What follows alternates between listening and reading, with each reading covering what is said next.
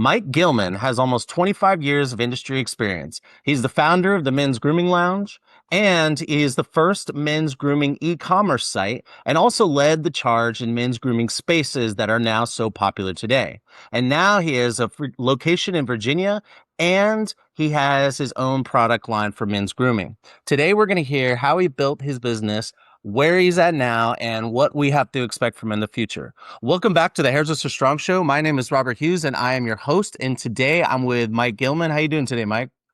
Doing great, Robert. Thanks for having me. Absolutely. Thanks for coming on. Thank you, Cindy, for hooking us up. That was awesome. Thank you for the intro, Cindy. Cindy Feldman of Progression Salon, also a board member for PBA.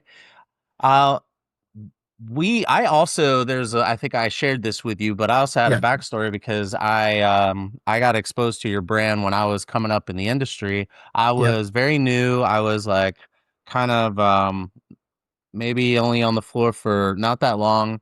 I had gotten a job teaching at Graham Webb, Okay. and you had somebody that I think you started the business with, and I met him and got introduced to your brand, and I thought it was so cool because I had never really seen Yeah. men's grooming space before, but it made so much sense. It's like you walked into something that you feel like you knew existed that you never heard of Yeah. before. It made so much sense. So I'm super excited to have this conversation with you, to hear your story, and well, let's first start off with. So you have family in the industry. Can you tell us a little bit about that? Like, how did you get into the industry? Because are you an operator or are you not an I, operator?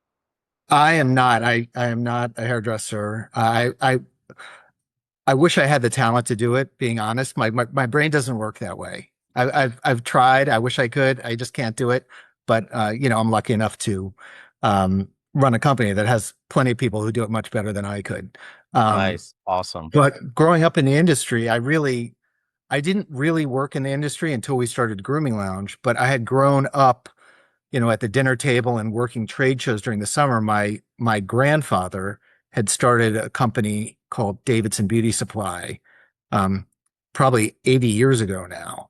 Wow. Um, and they grew into a gigantic distribution uh, company on the East Coast. My dad took it over probably 50 years ago and took it from kind of a regional kind of something in DC and Maryland and Virginia and expanded it up and down the East Coast. And like I said, while I didn't work there directly, it was just something I was exposed to at a young age, by listening to the dinner table conversations and going to the trade shows in the summer and being the model at every hair show for everybody who wants to try out some crazy new cut. I learned very quickly that that's not the best place to get a haircut. Um, anyway, it was a good baptism into the world of beauty and men's grooming. And um, if you want, I mean, Grooming Lounge directly spilled off of that. Um, because in the late 90s I was working out on the West Coast. I was a copywriter, um, and I used to come home all the time when my parents were Davidson would have their mid-Atlantic trade shows, which brought in all these brands from everywhere, all the big names, TG and Paul Mitchell and uh you name it, they were coming in. Anyway, I would always meet up with my old high school friends who I affectionately referred to as like my beer drinking, football watching buddies, who I always said did not take the greatest care of themselves. We're not in the typical path that you would say someone who's very into men's grooming was into. Anyway, I came home for that particular one, which is sometime in the late 90s. And when I would see them, I would always grab bags of stuff, freebies that we would get at these shows, all the samples they were giving out and give it to my friends. Did that then. And a couple days later, the guy who I would consider kind of my least well-groomed friend called me up and said, Gilman, you got to tell me about these bath salts you gave me. This is the greatest thing ever. And literally a light bulb just went off. And I said to myself, if this guy is taking a bath with bath salts. I cannot even imagine what somebody, who is working a white collar law firm job or something in DC would be willing to do to make themselves look and feel better. And started to do some more and more research. In addition to my wife telling me before we got married that I needed to go get a manicure, going into a female dominated manicure space and feeling, really sheepish and feeling silly, because I was the only guy in there. So I put those two things together and kind of said, there's got to be a huge opportunity in men's grooming. One, for services that guys are too embarrassed to get now, because they're only in female dominated environments. And secondly, even the basics, the blocking and tackling of men's grooming, the haircuts, kind of the old fashioned hot lather shaves or manicures. Um, you know, Guys are sneaking around in the dark of night to get these services. And what would they do if, there was a place that was tailored directly to them where it didn't kind of impinge upon their sense of being a man or masculine or whatever that nonsense is.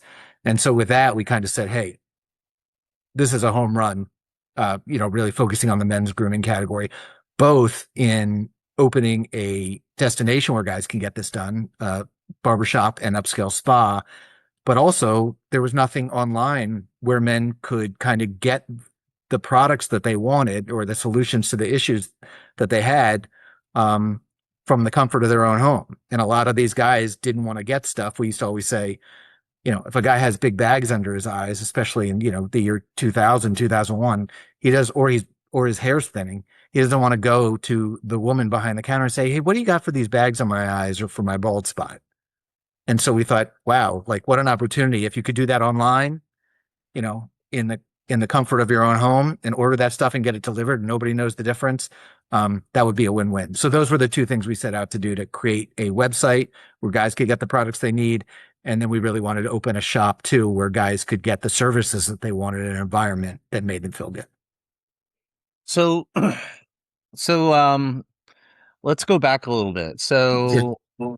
So you grew up, you studied what, journalism or right? Journalism. Yeah. Yeah, okay. Mostly because I asked what had the least amount of math, and they said journalism, and I was a good writer, and I figured, hey, this will work. So Nice. anyway, all I do is math now, but So um, you went journalism, you went into copywriting, and like, about how old were you when you had this light bulb go off where you were like, wait a minute, because like yeah, how old were you? um, I guess I just got married. I was probably Okay. All right. 29, and I had met my old business partner who you had met. I had met him at a Davidson show actually, and we both kind of had this kind of, experience where I was telling him the stories about my friends, and he was a hairdresser and said, "You're right. There's nothing like that." And we just said, maybe we should brainstorm and come up with some ideas for how we could turn this into a real thing. So And how long would you say? So you're at the show, you run into him, and then you're like, and then and his name is I know, Peruse. And if yeah, you're watching this, what's up? How you doing? Yeah, hit me up. I got a something I want to send you. So you meet up with him, and then you go into some sort of like brainstorming phase. yeah, Can you tell, for those entrepreneurs, hairpreneurs, yeah, beautypreneurs yeah, listening to this, and they're like, okay, you led the charge. You were literally like cutting edge, tip of yeah, spear for a movement that we've seen kind of morph into like barber explosion. Like yes, the barber gigantic. industry is Yeah, blowing up. yeah, So I mean, and that was like a while ago. I mean, yeah. I, what was that? When was that? When you launched the website, and then We launched subsequently the store? the website, I think, in 2001. Okay. And this was, I mean, for anybody who's listening and starting a business, it was the typical, you know, grinding story. We used to do, we did all the pick, pack, and ship for the website there was probably two men's brands, maybe three. and we did all the pick, pack, and shipping in my basement. Um, and my wife was actually um, like 6 months pregnant, and we were out in the office we were trying to open a store at the same time. And my wife was usually literally taking boxes that she would pack on our treadmill to the post office locally to drop them off.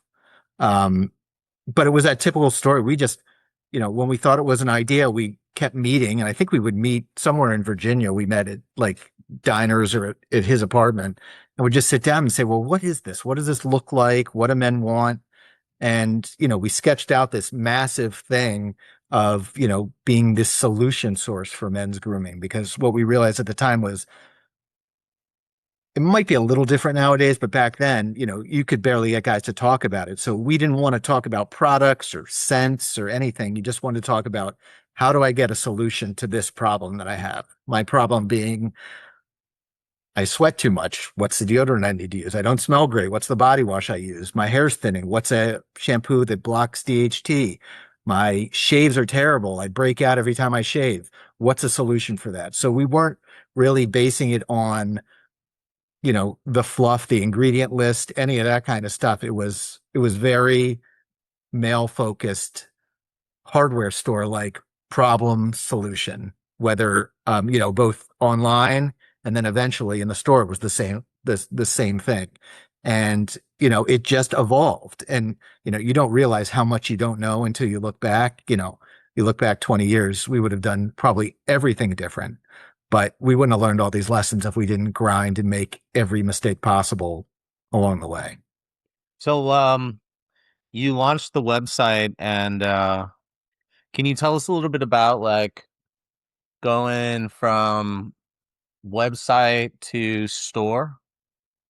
Yeah. Well, the website thing was crazy in itself, just because it was like the height of the .com boom when everybody was, when e-commerce sites were first coming out.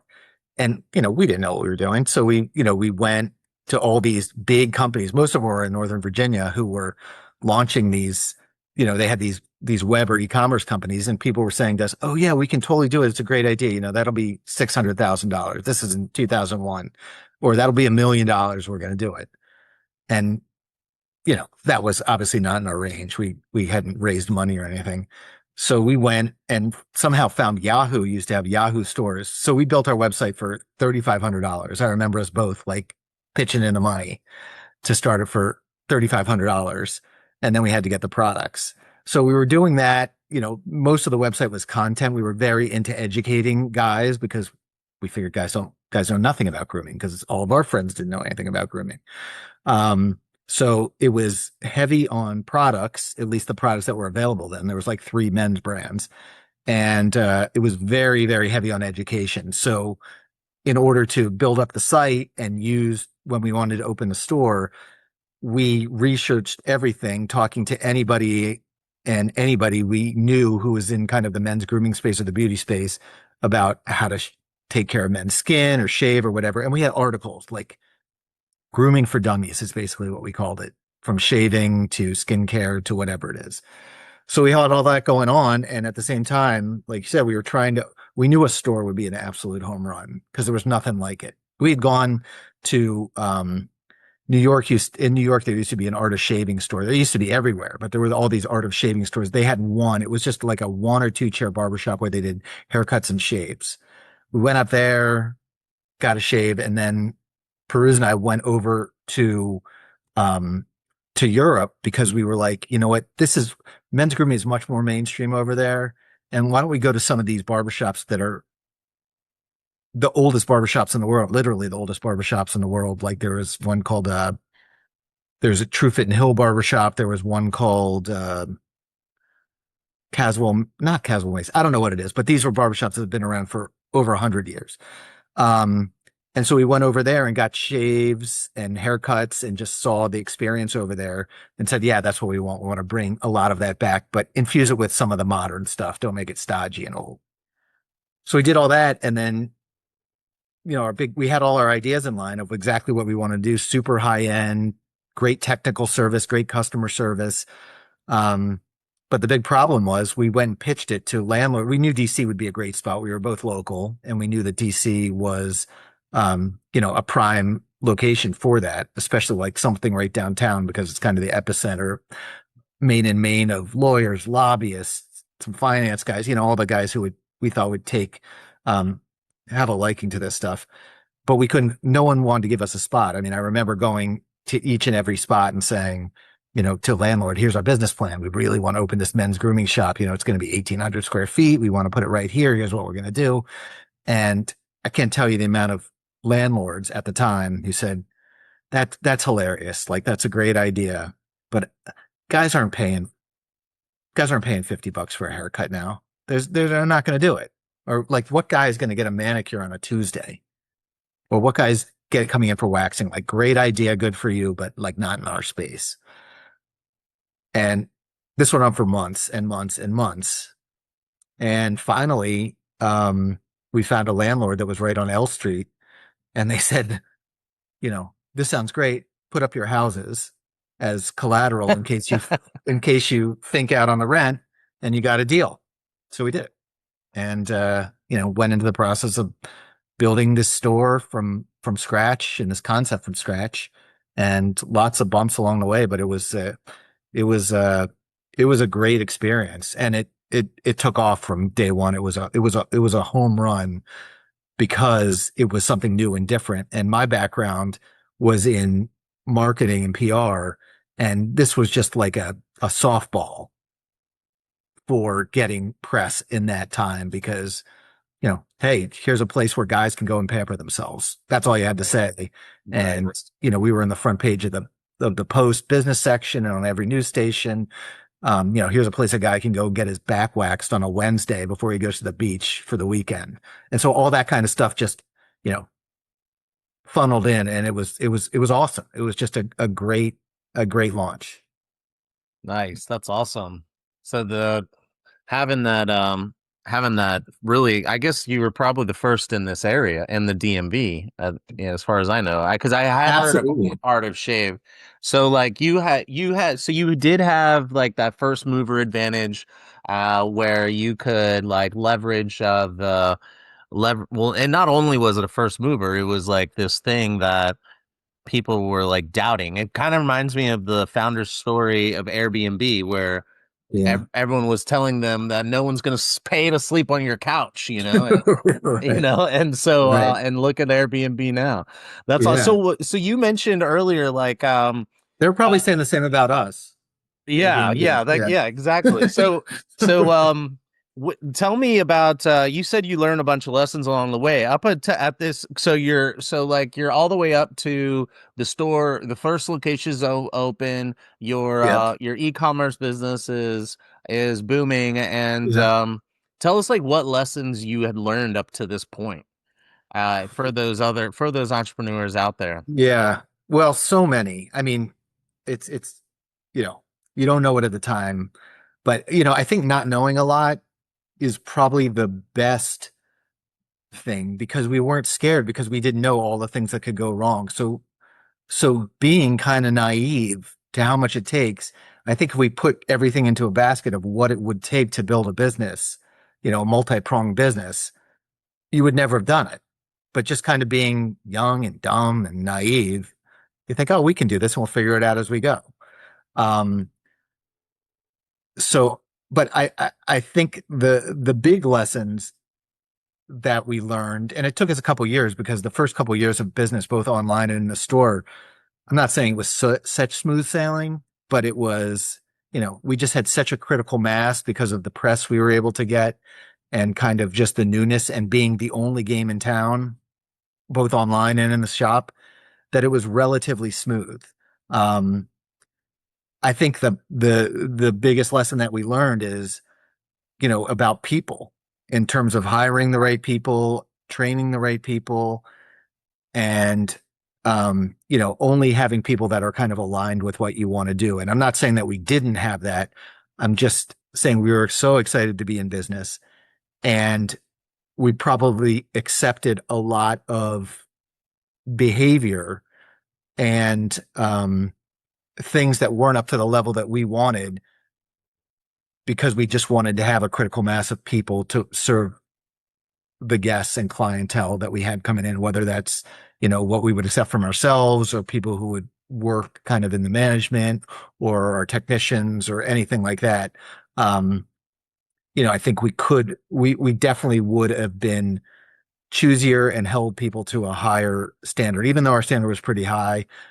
Basically, it's no secret that, we put up with a lot of crap. We probably weren't the greatest bosses either, just because, but um, it's taken us 20 years to kind of find the right formula of having such a great team and people who are all aligned in just doing their work, getting the job done, and not worrying about the other nonsense that sometimes goes along with hairdressing and spa type services. So you bring up probably the single most Yeah. challenging thing for anybody opening up a salon or a shop, Yeah. and is you most people who open up a salon are a busy hairdresser or a busy Yeah. barber, and they are like, I can pay the bills myself, and then but they also don't want to be paying all the bills, and Yeah. so they want to have a team. So, well, Yeah. what advice do you have to that owner who's listening right now, who's just opened? And that's what's on their mind, is building out their team of talent. Yeah. I know this probably isn't like politically correct, but something that we've learned over the years, and it might be different now just because I feel like people who are younger are much more mature than they were 20 years ago. Like just get life more and interacting with people more. But it's when we started, we really wanted people who had not a ton of experience because we wanted to wipe away all of the kind of some of the standards that were in the industry, at least in men's barbering at the time, meaning we didn't want to have, we wanted people who would learn our systems, everything from how you greet a guest to how you give a consultation to how you cut hair to how you sell retail. Um, and we were under the impression, rightly so in many cases, that if you get people with a lot of experience who had been in the game a long time, hard to teach an old dog new tricks. They don't want to learn. They don't want to, we wear a uniform at Grooming Lounge. You greet every guest the same way. You provide the same overview. We wanted the service to be uniform no matter who you were seeing. You were coming to the Grooming Lounge, you were going to get a great haircut. You weren't coming to see Bob or Sue or Sarah or whatever. You were going to get a great cut and the same level of service no matter who you saw. So we hired mostly young people, mostly people right out of school, and they weren't apprenticeships, but that's how we did it. We were going to teach you everything about customer service and cutting hair. I wasn't doing that. I was more of the customer service side. My business partner did the hair stuff, and we did it, and that was great. That was the good side, is that we were able to teach and grow a lot of really good people. The downside is when you're hiring somebody who is 21 at that time and maybe just out of school, there was a lot of differences in the work ethic and the professionalism that we were looking for, and there was a lot of headaches because of that. Um, and I don't know how we would have changed that, but what we've learned over the years, and as we've gone from having three shops to then two shops, and then after COVID just one, is we're really able. We were we only wanted to, and we were able to hold on to the people who were really professional and wanted to come and do a job and treated every guest that we have like their guest. And like it was a big deal for them to come in. And the people who were there to just make some money, um, and, be able to be quote unquote creative and come whenever they want and do their own thing, that didn't work for us. And I don't know how many places that works, but it took us a while to figure out the right formula. And now we have just an awesome, awesome team of like super talented, kind, nice, smart people. But that doesn't happen overnight at all. So that's interesting, because the leading conversation that I'm having about new talent Yeah. is that they are, well, I don't know. Let me ask you the question. Yeah. When's the last, are you hiring? currently, just in case anybody's curious to know? We're all we yeah, we're always looking. I mean, what we always say is we're always looking for really good people. Like Okay. if you're a superstar, we'll find a spot for you because, whether we have to extend hours or double shift or whatever, we want good people. It is very hard to find at least people that meet the criteria that we have where we know it'll be a win-win.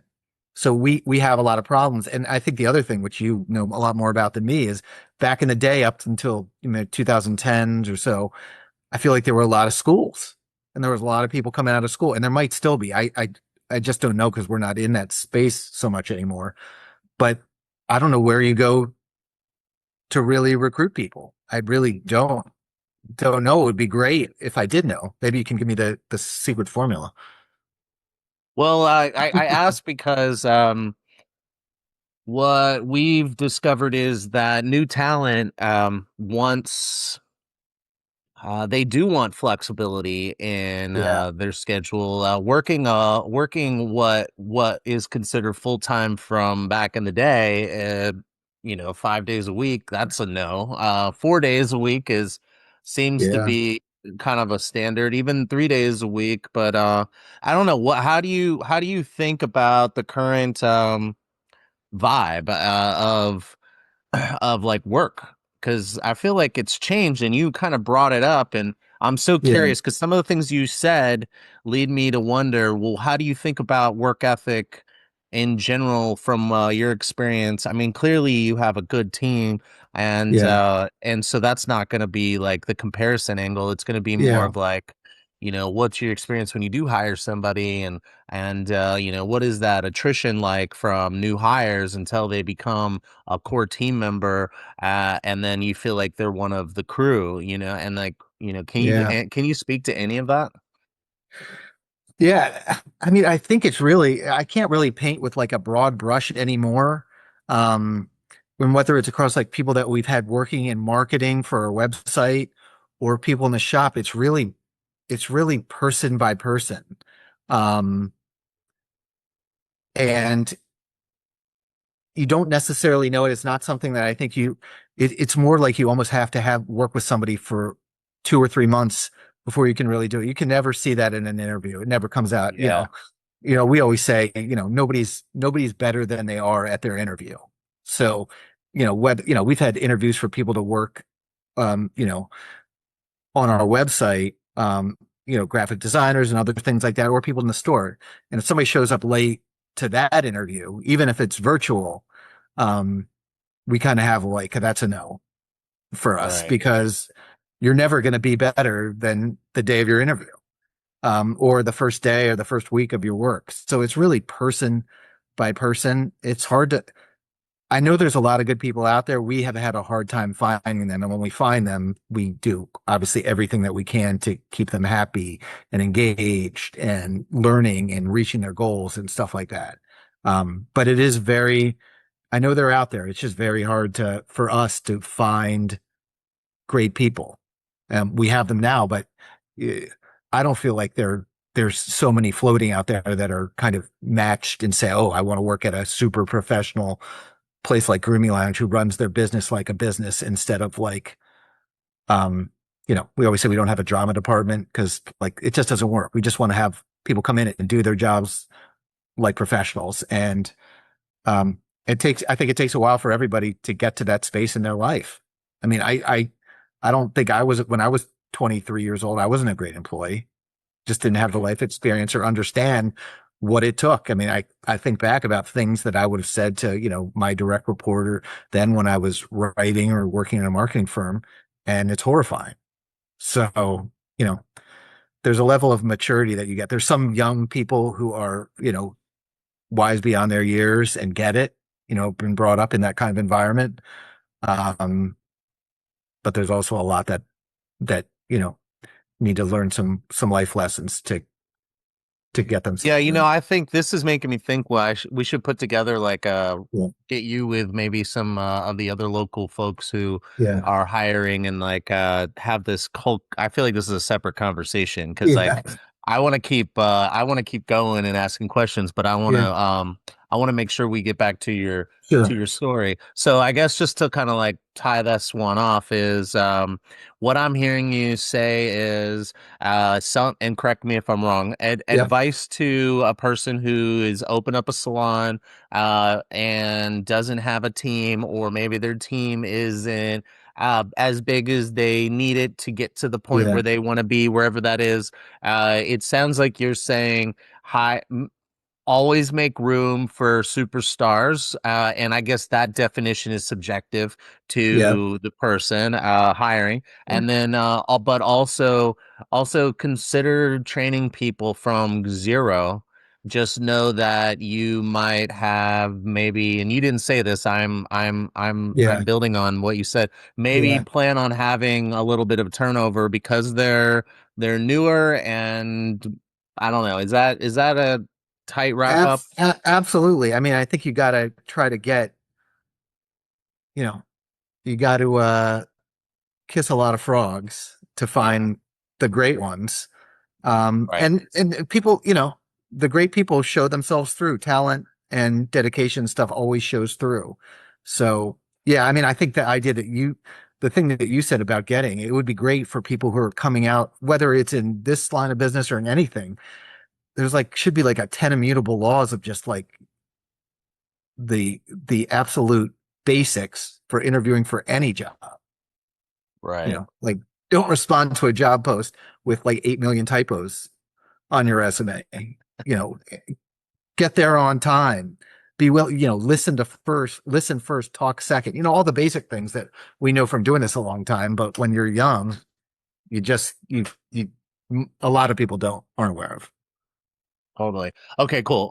So let's get back Yeah, onto your story. So, yeah, so you open up you start off with the website, and yep. then you go into physical space, and then you mentioned that you opened up multiple spaces. Can you tell us a little bit about what that road map looked like for you, and any of the like lessons that you learned along the way? Yeah, so about I think we opened our DC shop in March of 2002 and it was great. And then in I don't know what in 2000 late 2006 we opened up in Tyson's in McLean and Tyson's Galleria. And we learned a lot of lessons from opening 1 to 2 and the one main thing that we learned is especially for what we're doing, high-end men's grooming services, we didn't have to be on Main and Main. In DC, we were like right in the perfect spot. Like we could probably have survived based on walk-by traffic, not walk-ins, but walk-by, and people were like, "Oh, I'm going to check that out. What is that?" But we realized that if you provide this great service, and you got good people, you'll become a destination. So then it broke down to kind of like, let's find a place where everybody knows where it is and you can park easily because you can't park anywhere like in Tyson's. It's not like a walking city. So Tyson's Galleria, which is a super upscale mall, has all these stores that I don't know who buys all the stuff in, but it's Gucci and Chanel and all this other Versace stuff that store. Versace lines out the door. I don't know. I Yeah. mean, it's ridiculous. Um, but there was easy parking. It was a good co-tenancy in terms of the brand we were trying to build. And so we said, let's do it there. If you build it, they will come type thing. And we did. And we once again had real luck with building that. The hiccup that we had with that one was construction, which I don't know that anybody um, doesn't have issues with that. It takes longer and is more expensive than you anticipated. Um, and the other was recruiting. So we were recruiting. We wanted to have a whole staff ready to go by the time we opened. We did. Unfortunately, there was, we had cycles of turnover with people who maybe didn't want to do things exactly the way that we thought they should be done. And also some people who maybe were like, oh yeah, I'm going to be busy beyond my wildest dreams on day one. And that doesn't happen too. But anyway, it filtered out and we were able to kind of use people from both our DC store and our Virginia store across because they were close enough. So people would want to pull a shift in one place and then maybe go to the other spot because they thought they could build up a new clientele there, new guest list there. Anyway, so those were both hits from day one and they both did, um, they both did really well. Yeah, I mean, I think the big the key learnings that I had from both were it's going to take the key learning from opening the second store was it's going to take longer than you think to open. You're gonna it's going to take longer. It's going to cost more, and you're going to have to recruit more talent than you think because you're going to sift through a lot of people, and you want to have a solid team waiting there by the time everything shakes out. Totally. Awesome. And okay, so and then you had one more location, right? Yeah, that wasn't our best. Actually, it was so around 2000, I think it was 2009, maybe 2010. We wanted to open one outside of DC because we wanted to become more of a national brand and we thought it had that potential, which it did. Um, but we opened one in Atlanta, in Buckhead in Atlanta. Great location, but we opened it right at the same time as like the housing crisis and all that kind of stuff went Oh my on. gosh. So we built it right at the same time, like the economy was in the toilet. Um, but we paid build out prices and rent according to what the economy was before that. And we had a pretty good business going. It was okay. We could have sustained it, maybe could have made it through. But at the end of the day, after, doing it for about a year, we kind of looked at each other and said, every ounce of effort that we have and every second of thought that we have is going into this location that's just breaking even and making us insane because, we're going down there, we have to get on a flight.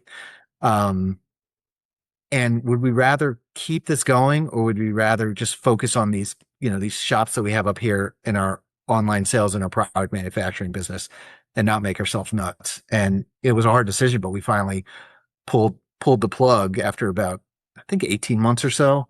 And the key lesson from that were two. One is I don't know why we thought we had to go down there. There's so many other places around here where we could have been close by that we could have driven to in a half hour and Mhm. oversaw things, and maybe it would have been tighter, and maybe that could have survived kind of that timing. Um, so that was one. We could have done one local. Um, and the other lesson is to, you know, if something's not working, and we've done this since with other things online and other areas, is like stop the bleeding. If you're doing something and it's not working, you cannot, sometimes it just doesn't work and you can't resuscitate it no matter how hard you try. And, just, learn the hard way. Stop throwing good money after bad money or bad money after good money, whatever the saying is. Sometimes things just don't work and you got to suck it up and swallow your pride a little bit and just say, I'm going to move on and focus on what got me here instead of, trying to be all things to all people. Well, yeah, this is such great advice. So, for somebody who's been running a Yeah. business for over 20 years in this industry, uh, Yeah. what do you have, what are your, what do you think like your secret sauce is to, still being able to, uh, just I don't know, like 20 years is a long time in this industry. I Yeah. feel I like, know. it's like Yeah. not I feel like Yeah. not a lot of folks make it that far without Yeah. dwindling down to like, I just see a lot of, I'm in Georgetown. I do hair in Georgetown, Yeah. and Georgetown's got probably like two salons on every block, but more than half of them have like two people working there, and Yeah. it works for them, but they're not like, I get it. maybe. Yeah. So, could you tell us, like, what do you think your secret sauce is, and any sort of experience or insight or anything you can offer all those folks listening to your story, being like, man, I'd Yeah. like to be able to sustain a Yeah. business for that long, multiple businesses. Yeah. Yeah. I think the couple things, and we've had our hiccups, especially since COVID, like everyone has. And our online business is also, is not what it once was because Amazon exists now and every brand has their own website. And rather than us selling their stuff, they're into selling their own stuff, which I totally understand. It's not great for me, but I get it. Um, and so kind of I guess that what's helped us maintain what we've done is one is we really try to be whatever we do. Wish we'd have learned this earlier. Be awesome, be amazing at it. Meaning doing something half-assed or something that's not in your core capabilities or something. Eventually, um, that runs its course. People are going to find out like, oh, maybe they don't do this great, or whether it's carrying a product line that you don't know anything about, or a lot of salons and shops I see get into like we used to sell wallets and clothing and cigar cutters and stuff like that, and we sold some, but it just gets it gets you away from your knitting, the stuff that you're good at. So focus on what you're good at and become an expert in that, and don't try to be all things to all people. I think that's one reason that we've been around. And I think the second is, there's a quote from this guy, Scott Galloway, who's a great business guy, who always says that like success is an agency of others, meaning just like hire really good people and let them do their job, stay out of their way. I think that's probably a thing that we had early on, is that you try to micromanage really good people, and really good people don't want somebody hovering over their shoulder. So take some more time with who you hire, give them the guardrails, and then let them do their thing, get out of their way and let them do great work. Um, and I think the last is just, you know, kind of just golden rule stuff. What goes around comes around. You never know what somebody's going to be doing someday, or when you're going to need somebody, or when they're going to need you. And I learned this from like my dad doing business, is that, never ruin a relationship, always take the high road. And so whether it's somebody working in your shop, or it's a distributor or a manufacturer, or just somebody who works down the street, just always take the high road. And I've seen it happen dozens of times in our business that, you know, people make mistakes. They make a mistake. You're okay to tell them, like, I don't agree with that, but never ruin a relationship, because, 10 years down the road, you're going to meet. We've had people that didn't work with us for 7 or 8 years and came back and work with us now. And it's all because, you try to leave things the right way, be someone's champion, even if they're not working for you. And, you never know what can happen down the road. But if you shut that off, um, you know, you're not even giving yourself an opportunity to partner up or do something great with somebody down the line. Awesome. Awesome. This is Yeah. so good. This has been great story of yours, and thanks for sharing it. I Yes. I I want to I want not because we're at our time, so Yeah. I'd like to give you I'd like to know like what are you currently working on? Is there anything that, and where could people find you if they want to learn Yeah. more about you or and your brand and your business, etc.? Sure. Well, we hit groominglounge.com is kind of our hub. And so on Grooming Lounge, we have all the information about our shop, where you can see our entire team and what they offer, and uh, make reservations, all that kind of stuff. But what we really focused on now is, over the last 20 years, we've also developed our own line of Grooming Lounge products, kind of custom formulated Grooming Lounge products that we create in tandem with the people who work in our shop. They tell us, this smells great, this works great, this stinks, this isn't good. And we've gone back and forth and really curated these products over 20 years, that we not only sell on our site, but we also sell through Amazon. We have about 20 other retail partners across the country. That we sell Grooming Lounge stuff to. So, we focus a lot on that. Um, and just trying to get the word out more and more about, the benefits of our products and coming in to see our shop.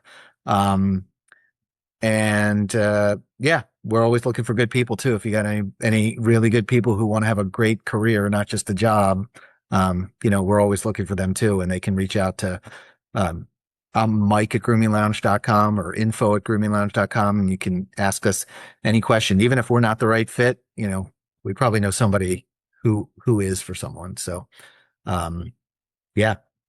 Awesome.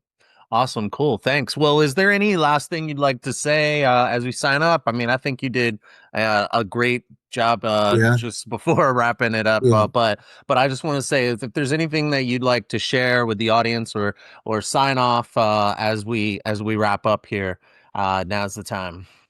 Yeah.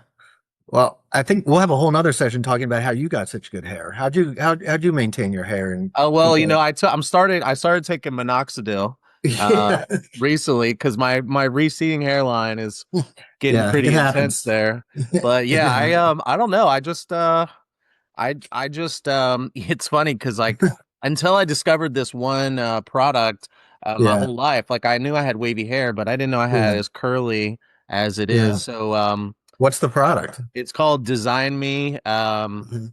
Um Design Me is the brand. It's the curl Okay. mousse or curl. Oh, okay. Well, I don't have the curl problem. I have the thinning problem, but not the curl problem. Yeah, well, I use yeah, this I don't this is what the product is. I can't really Okay. see it, but Design Me Bounce Me Curl Mousse is it's Okay. incredible.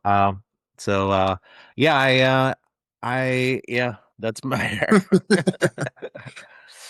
All right, well, I appreciate it. I appreciate all the good stuff that you're doing for the industry and look forward to attending some of your events soon too, like we talked about. Yeah, absolutely. I look forward to seeing you. I think you're going to be at the brunch on the Yes. 17th. This will probably come out after the brunch. So Okay. so I'll be seeing you there in real time, but and everybody else if you didn't make it this year to the brunch, we hope to see you next year. But and Mike, I'd love to have you on the show again, or maybe even like I for the new year, and our year starts and ends with the Yeah. beauty business brunch, and Yeah. so our new year coming up, I've been thinking about like having like maybe like a group of folks together to do like roundtable discussions to hear like a variety of perspectives. Yeah. So would you be down for something like that? Absolutely. Yeah, I also think there's a real opportunity, at least just in the men's business, to get a bunch of people, there's a new barbershop popping up on every corner. True. And I think there's probably a lot of synergies and stuff that can come out of a bunch of people who run upscale men's stuff, kind of sharing some secrets or secret tips. I don't think it's like it. I feel like it used to be where, people didn't want to share stuff. Like, people were Totally. scared about somebody taking someone's business. And now, like, there's plenty of people who need their haircut. So, and need spa services. There's enough to go around. So, yeah, where people could have some win-wins by getting together and kind of, uh, coming up with some new ideas. Yeah. Absolutely. All Yeah. right, cool. Well, I look forward to it. Thank you so much for the time. And until next time, I'll see you. Yeah. Sounds good. Thanks, Robert.